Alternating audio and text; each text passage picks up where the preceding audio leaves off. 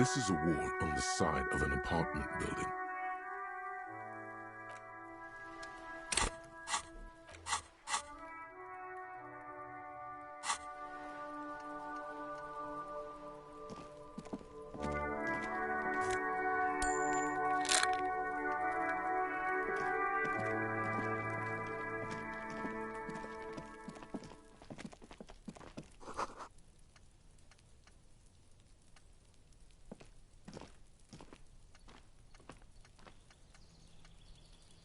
Hey, what's that noise down there?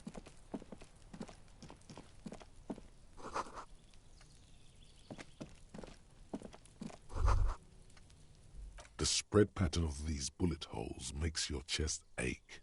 Your breath grows heavier.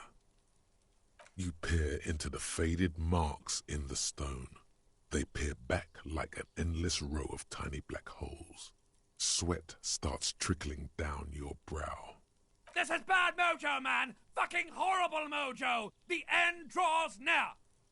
Your chest feels tight looking at them. It's closing in, caving in, ever tighter. Your breathing grows even heavier. You okay there?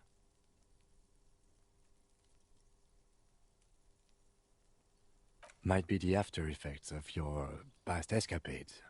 What are you looking at? Remnants from the revolution. These are over half a century old.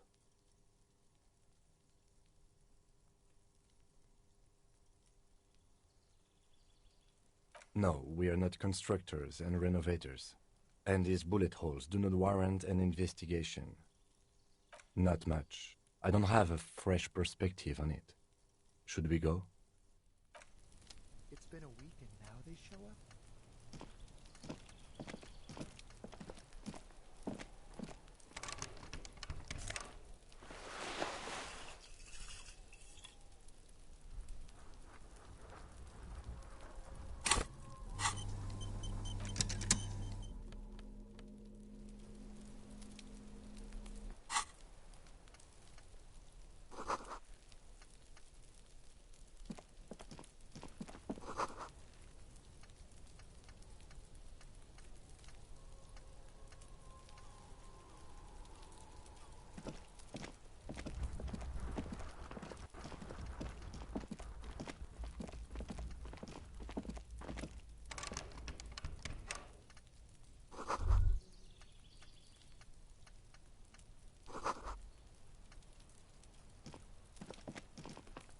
You see a young man on a balcony nursing a cigarette. His eyes have been following you for a while. Not looking for any trouble, officer.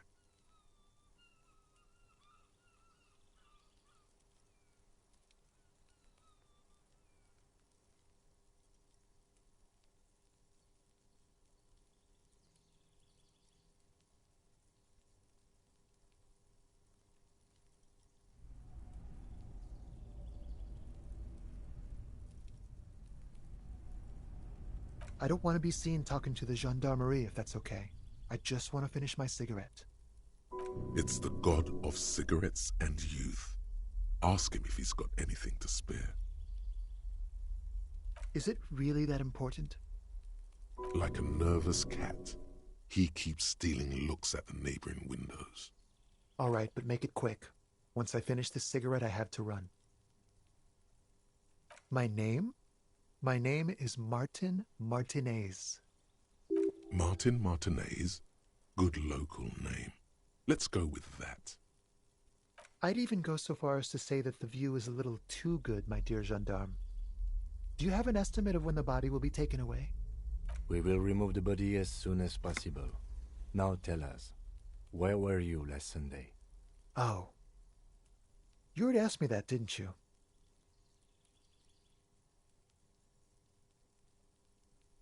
No, not you two. Some more muscular type. And when did you speak to this more muscular gentleman? Last week? I don't know. Look.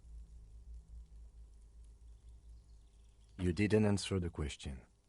What were you doing last Sunday?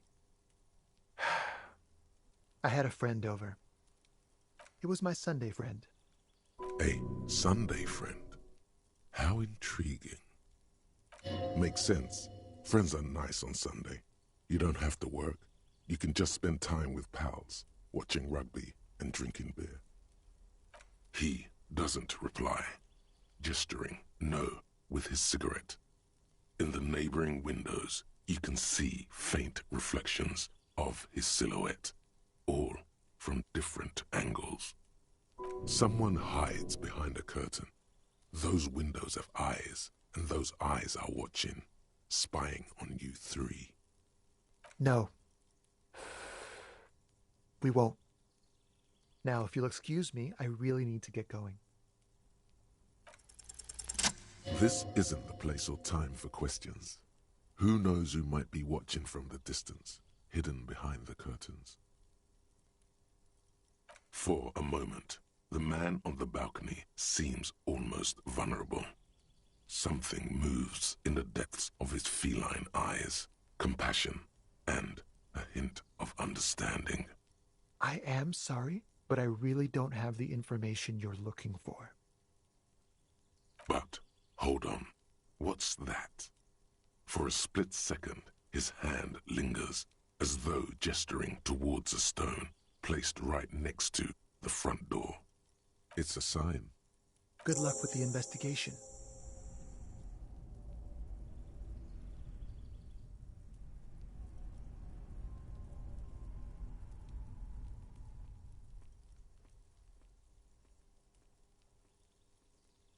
He's gone. No point in running. Tenements like these often have multiple exits. If he doesn't want to talk to us, then he'll know how to hide himself. He could be a witness. Him or his Sunday friend. Either way, we need to look into that muscular type who's asking about our case. He did leave us a sign. Did you see that? He wanted to draw our attention to that stone right over there. If we find a way inside the building, we can ask around for his apartment.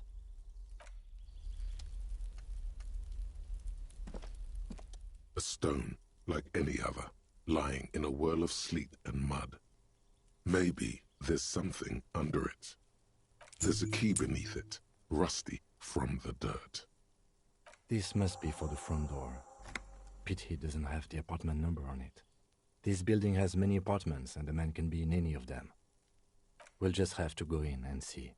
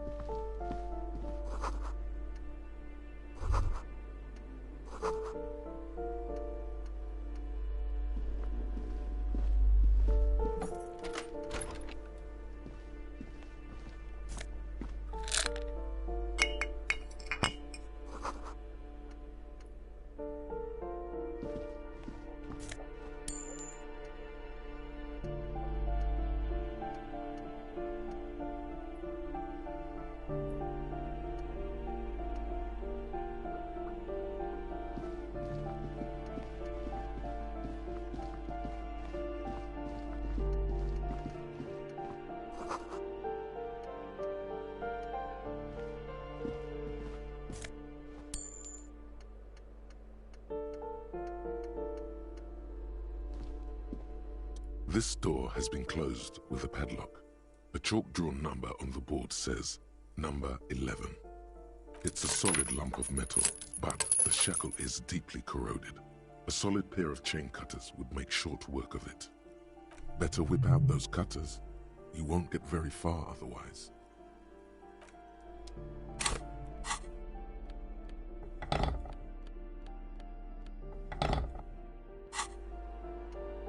This door has been closed with a padlock. A chalk-drawn number on the board says number 11.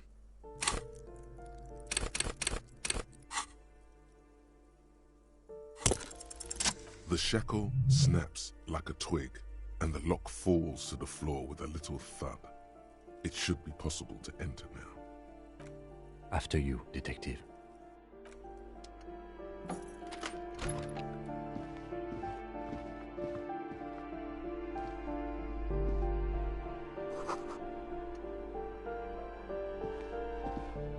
A plaster cast bust depicts a middle-aged man with impressive sideburns. The name on the plinth reads Kraz Marzov. He's known as the father of scientific communism, also known as Mazovianism.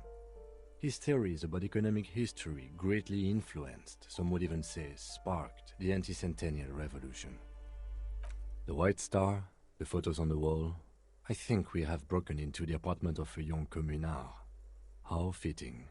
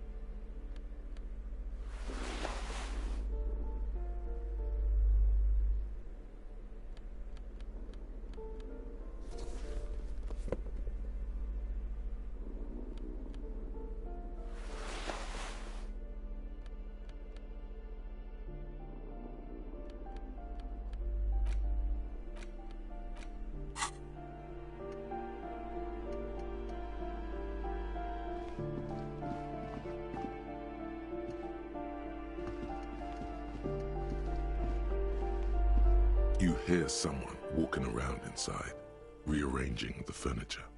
The number on the panel says 10. The walking stops abruptly, but no one comes to the door. You can feel tension on the other side. A poor communard, from the looks of it. The room is barely bigger than a closet.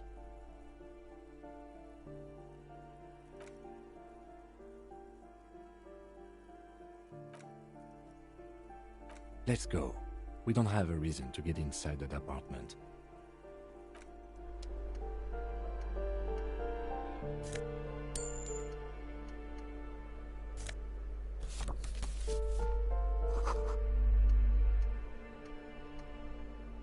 You hear someone walking around inside, rearranging the furniture. The number on the panel says 10.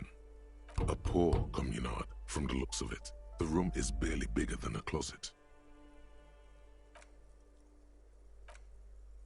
Let's go.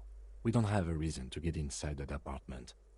A poor communard, from the looks of it. The room is barely bigger than a closet.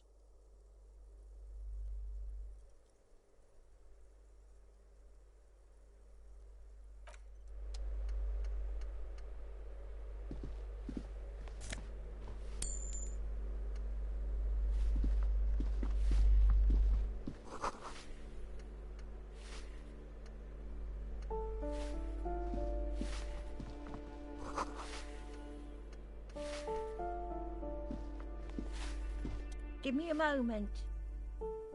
The cold never does any good for my bronchitis.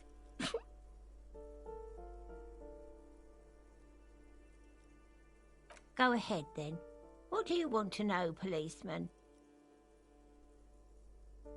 Ask away, policeman. The artiste? Nothing I can do about her, I'm afraid.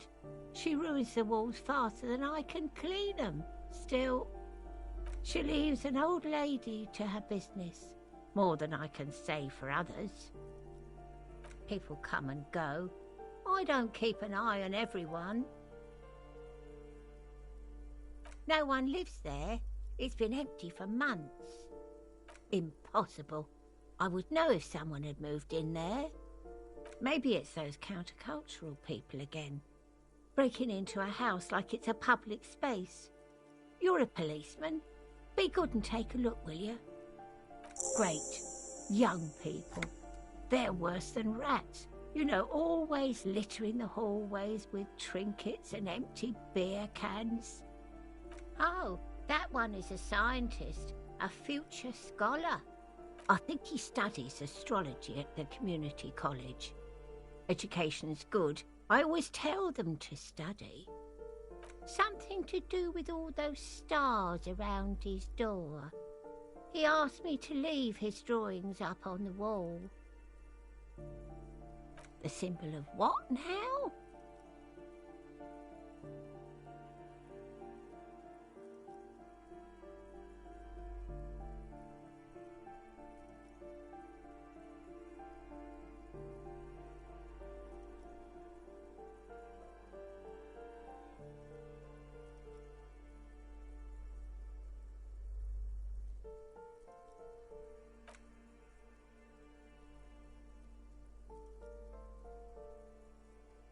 Oh, no.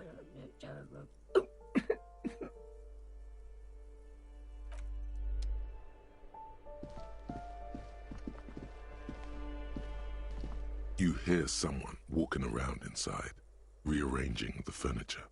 The number on the panel says 10. Scare them. Suspected of some big crime.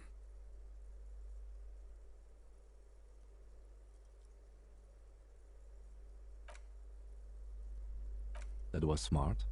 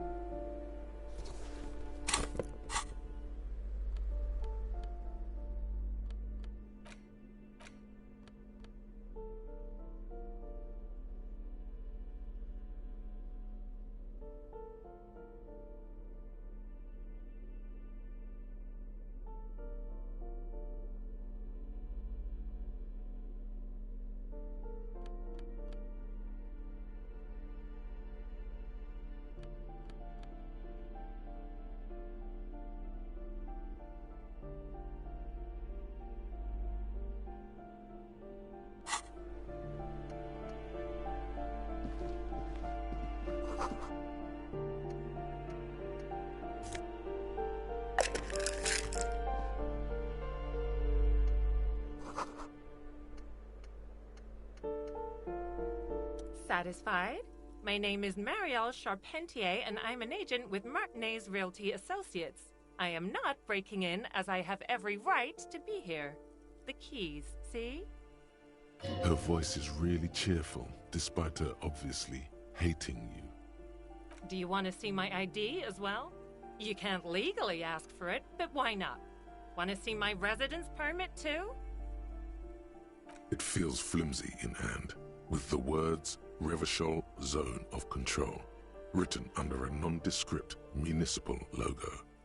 There's a picture of her with shorter hair inside, along with all her personal details.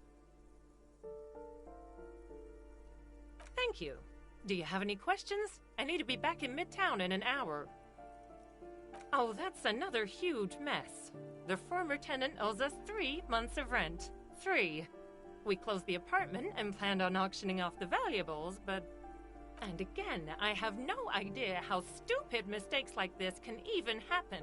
But Ron, when he came to close the door, didn't close the neighboring door. And there's a hole in the wall. So preppy. She's probably on some low-grade performance enhancers, like Peptide or Pericanine. A hole in the wall. Can you believe it? And then the tenant ran off with his stuff. He's gone. The money's gone. Just like that. These apartments are perfectly fine. They have gorgeous architecture, a million-real view of the bay, good ventilation, neighbors, life, spark, and they are affordable. I'll tell you, Martinaise has a future. In a few years, it's going to blossom with artists and creatives and those radio computer wizards. Don't ask me what happened with the wall. I have no idea how we're going to find the time or resources to fix it. Both apartments are now unrentable. Both. Of course.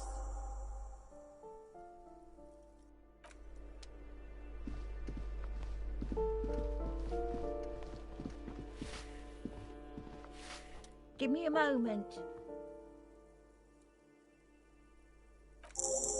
I see. I hope some good people are finally going to move in. This place needs them.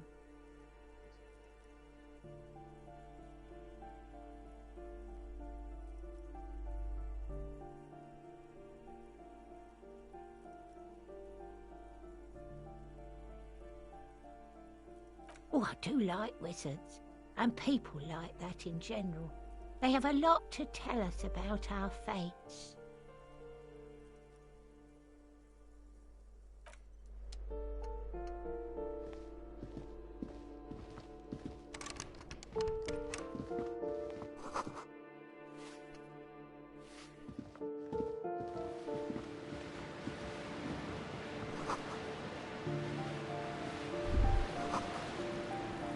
A shift in temperature, the air chills around you.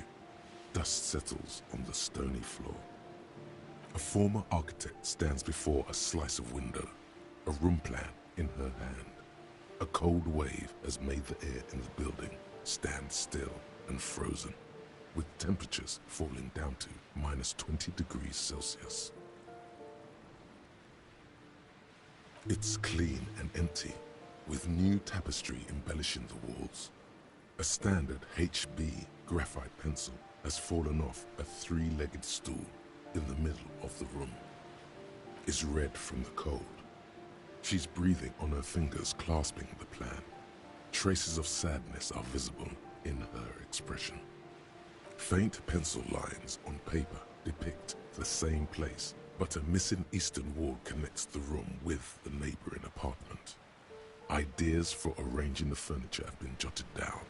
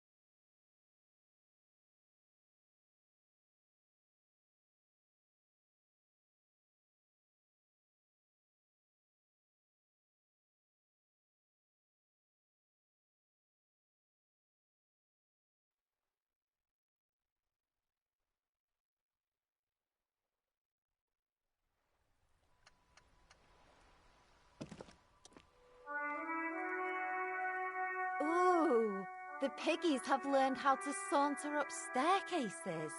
I didn't think you could do that with hooves. But here you are. Yeah, you got me now. The dynamic between us has completely changed. That smell coming from her paint bucket. It's not paint. It's heavy fuel oil.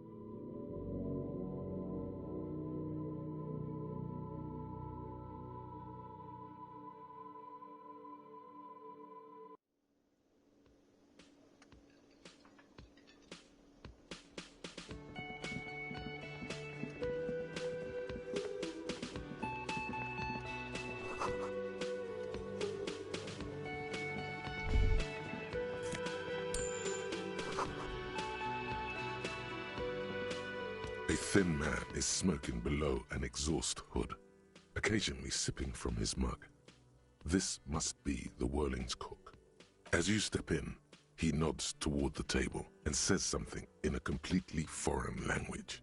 The only words you can make out are Garancy and Kubek. It must be his name, Garancy. Garancy Kubek. Sounds representative.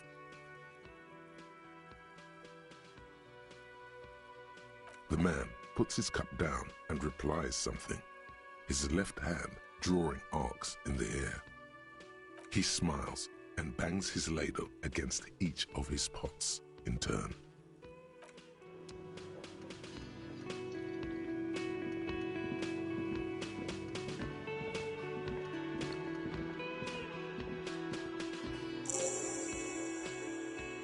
Real mature, man.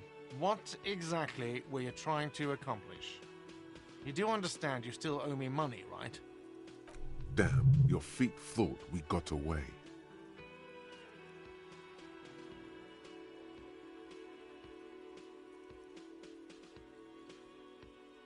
You know what? The stupid drinks you've had are on the house. You know why? Because I know you can't pay for them. not because you ran away. Now, I still have to charge you for 3 nights and the broken window. That's 100 square. Not entirely cool. You still owe me 100 real. If you don't have it by tonight, I can't let you back up there. Now, what the hell did you want? I assume you wanted something to come back here.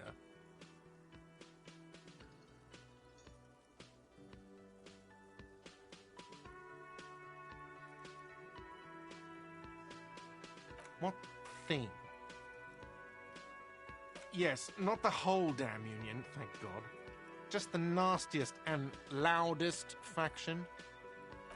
They come here in the evenings. Dumb, unruly types. Think they're big shit. But they're good customers. They place big orders and always pay on time. He hates the Union, but grudgingly recognizes its power over him. So he's directing his frustration at you instead. Retaliate. I don't. I'm simply providing a service, or really facilitating the offering of services to paying customers, and it doesn't matter. I don't have to explain myself to you. We should find out who this Lord faction is, occupying the booth. Loudness means talkative, and we need info. We don't. We have to wait. They'll show up sooner or later.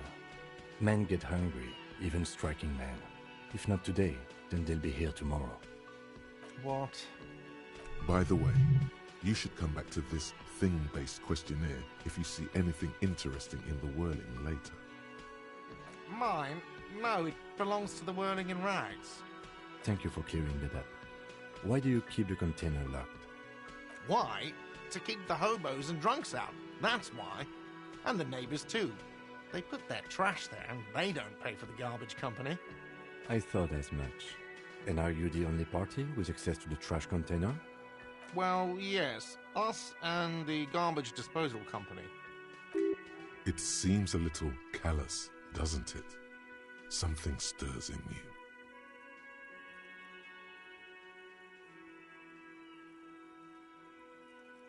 Prod at him and find out.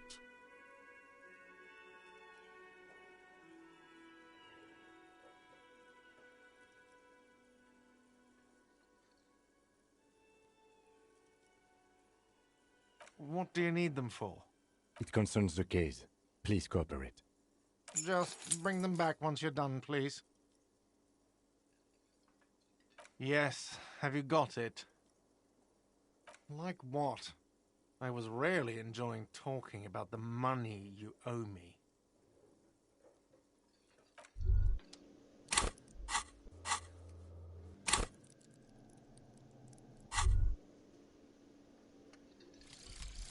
Advanced race theory. Everything is calm in the eye of the race storm. Your mind is lucid and bright. The mind-bending phylogenetics appear more distant and, to be fair, a little ridiculous. The great race mystery has cleared up. All that's left to do is verbalize your thoughts. Go and talk to Measurehead about your newly found insights.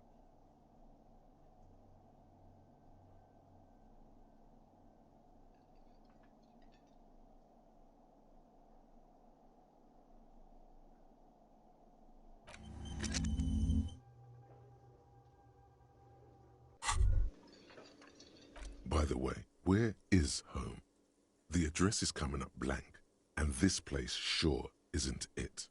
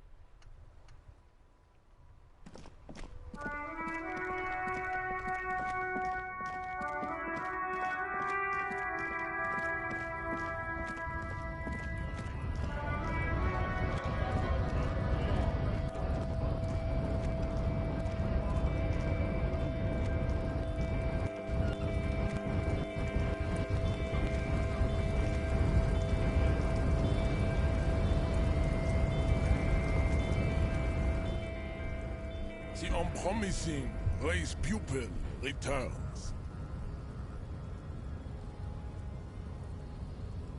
And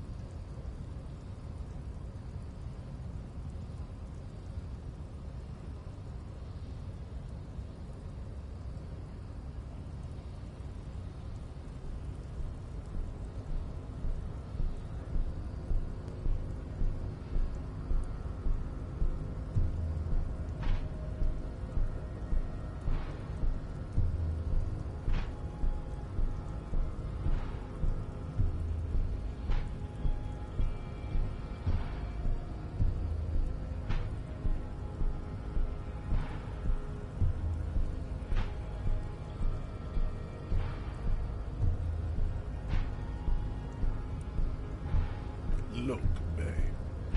The minion of law is also a racist, but his racism is basic and round. He thinks he has solved the great race enigma by describing a round mechanism of scientific competition. So unadvanced. The basic race education he received in high school has led him to think his phylum are the sole authors of race theory. An esoteric study reaching back to the ancient mass society of Pericarnassus over 4,500 years ago. Basic racist, I take pity on you. You clearly want to enter the harbor bad. Like a little boy who wants to go on the potty. I can press the button for you. It will open the door. Very well. You may enter the door once.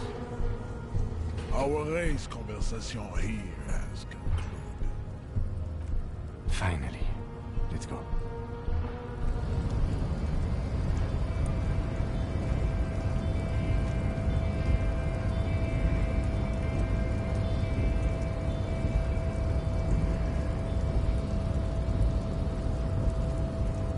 The unpromising race pupil returns.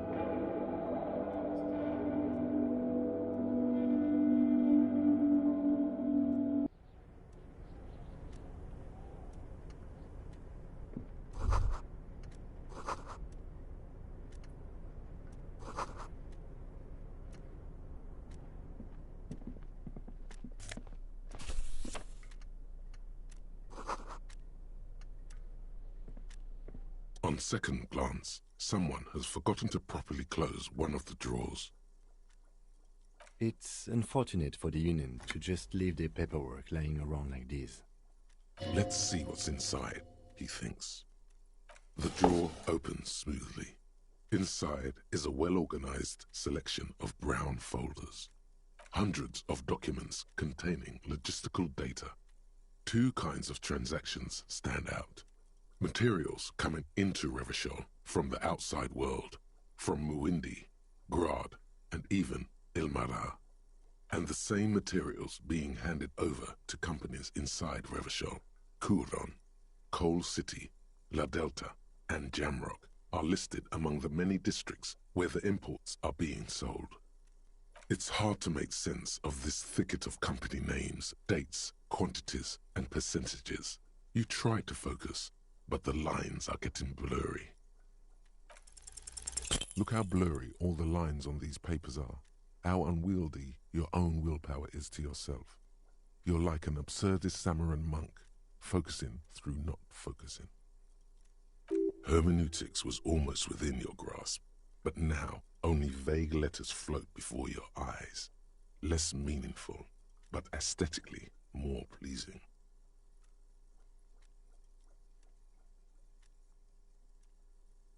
Is that what you're doing with those photos over there? Right. This is probably not relevant to our case. After all, we're not investigating an accounting mystery. The drawer slides shut smoothly.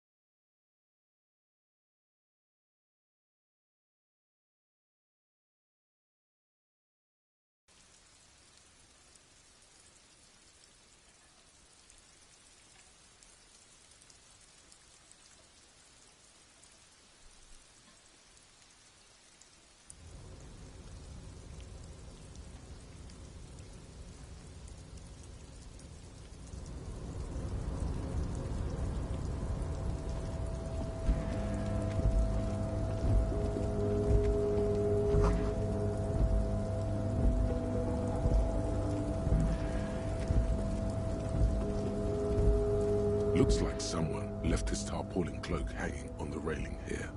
There is a white rectangle clearly visible on its back. This is your cloak. You can feel it. As your fingers touch the tarpaulin, it almost feels like the cloak wants to deliver a message of comfort through your fingertips. I will shield you from the elements and give my life for yours. That's what the cloak is relaying.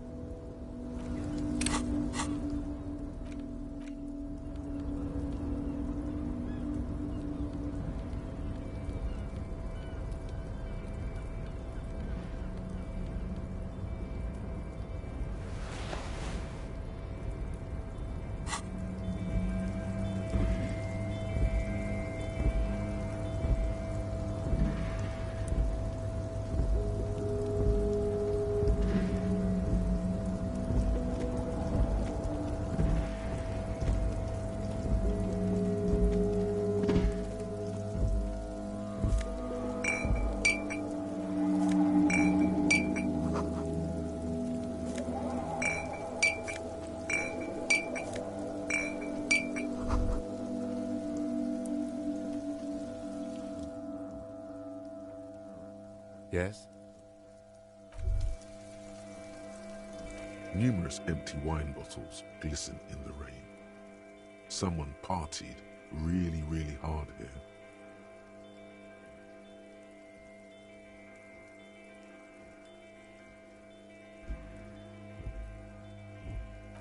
Well, yes, I think we can say with relative confidence that it was you.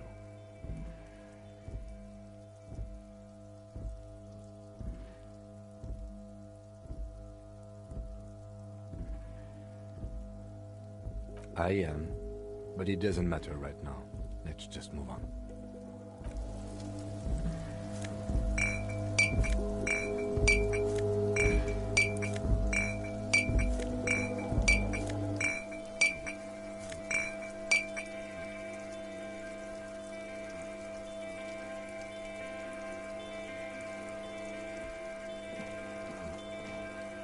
This is the night watchman's booth. The name on the door reads, René Arnaud. Listen, it's okay to take a few minutes to yourself. Sit down and have a breather. If you must. But please hurry. We are pretty easy to spot up here. Nothing incriminating catches your eye. The cabinets are clean and their sparse contents meticulously organized. There's a framed photograph on the table. Let's get going. The entire neighborhood can see us up here. The chair is not as austere as the rest of the booth. A thin grey pillow is attached to the seat, secured to the stiles by black ribbons. Stale air floods through your nostrils. Not a single mote of dust floats inside your lungs, though. The inside of the booth is immaculate. The drawers are empty, save for old timesheets and receipts. One small box, however, does hold some cheap painkillers. They are slightly out of date. You take the painkillers. They are yours now.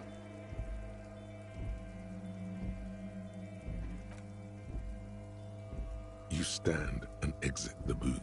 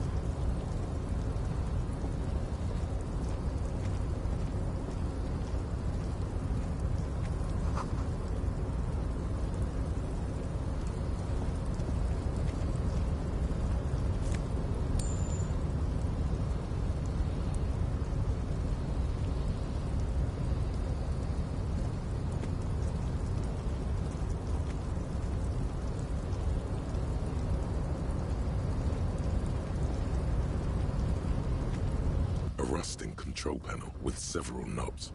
2 buttons marked Marche and Arrête are faded with use. It seems to control the large crane above. A container is attached to its hook block. The crane stands tall, proud, erect, and still. With a loud grind, the crane shifts overhead, moving a massive metal container through the air.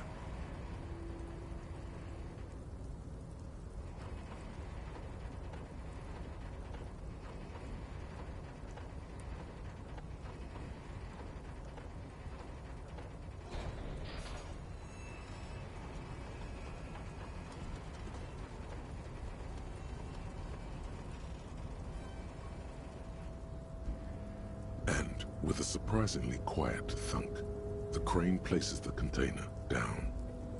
The harbor sleeps as the strike rages in the distance. The crane can rest again, now that its purpose has been fulfilled. Moving this container, of course. For this purpose it was built. For this purpose it has acted. And now it will rest. I can't see how that was worth the ruckus. Except for seeing the crane in action, which I admit was satisfying.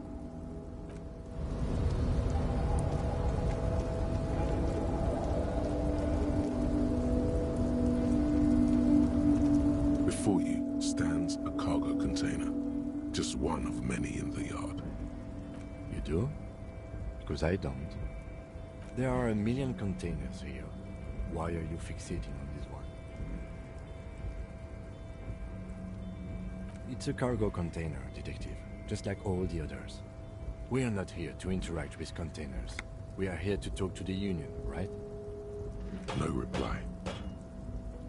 You attempt to turn the handle, to no avail. The doors seem to be mechanically locked. To your left, the lieutenant considers your actions with some puzzlement.